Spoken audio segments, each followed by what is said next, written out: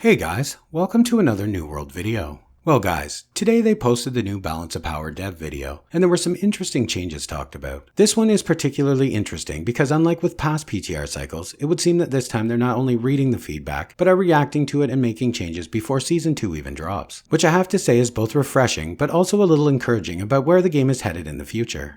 Now, I am not saying these changes are amazing, or I even agree with them. My point is simply that they are actually reading feedback you guys are posting and making the changes based on it. When in the past, to be honest, it felt very much like any feedback that we gave fell on deaf ears. So without wasting any more of your valuable time, let's just get into it and discuss what's getting changed in the upcoming patches on the PTR before Season 2 goes live. So, as many of you likely know, but for those who may not, the theme of Season 2 in terms of balance changes was what they are dubbing as Underpower Overpower Balance Pass. What this is they simply wanted to look at each weapon and compare it to what the data shows people are using in the game, and look at the abilities no one is using because frankly they are underperforming, and buff them in order to provide players with a real viable potential for future build diversity. And so far on the PTR, they are not happy with the changes. They are not seeing the excitement or the results that they had hoped they would. So they are going to make changes before Season 2 goes live that they hope will push this a bit further. The first weapon they talked about was the Fire Staff, and the changes that are coming to this are small but interesting. As you Fire Staff users know, you have always lacked a real interrupt or stagger in your arsenal. Well, what they are implementing is a change to Incinerate. They're removing the pushback of the ability completely and instead giving it a stagger. However, with this change, they are also reducing its damage output. This could be a very interesting change to how mages play and give them a unique, viable way to get out of the potentially bad circumstances they might be in.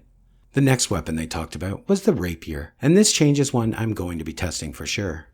Currently on the PTR, they adjusted the homing, hoping that it would help the skill perform better. However, it didn't have much effect.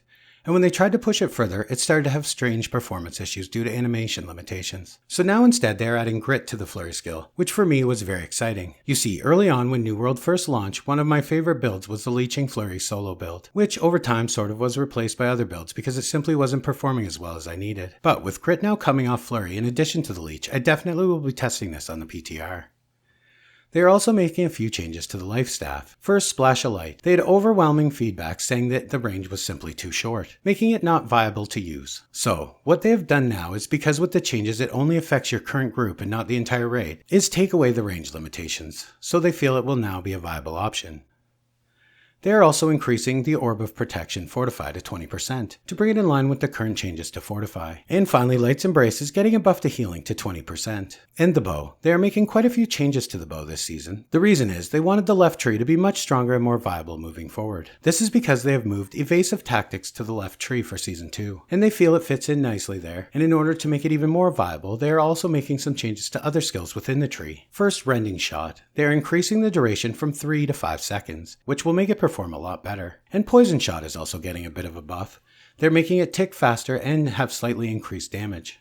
And finally, Rain of Arrows, and this one will definitely be interesting. They aren't directly buffing its damage, but they are increasing the speed of the Rain of Arrows by 50%. So the time between firing and between ticks will be twice as fast now. With all of these changes, and the changes that have been made in the past couple of power passes, they do however feel that the game is taking a 180, and they feel that Season 2 will be a little too melee meta focused, so they will be monitoring this very closely. So I suspect big melee changes in Season 3. But they are taking this even a step further and implementing a few nerfs now that they feel are needed badly to help prevent this big unbalanced shift.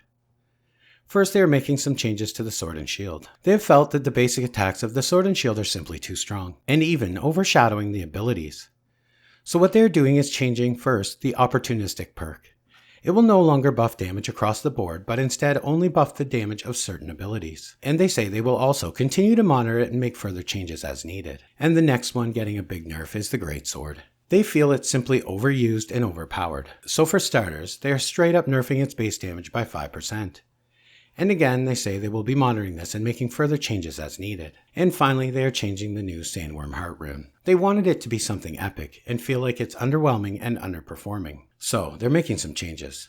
First, they are increasing its damage by a flat 15%, which is a pretty beefy increase for sure. And they are fixing some bugs and improving the input buffer. This should, they say, make it work more fluid and responsive. And after testing how this goes, they're also considering speeding it up. So guys, these are some very big and interesting changes. And to have them roll out in the middle of a PTR cycle, which is in all honesty, inspiring for this dev team. I can't wait to get on and test them out, especially the change to Flurry. What do you guys think about these changes? Good, bad, or ugly? Let me know in the comments. And as always, guys, thanks for watching, and I will see you in the next one. Oh, and I know this isn't New World related, but I wanted to let you guys know.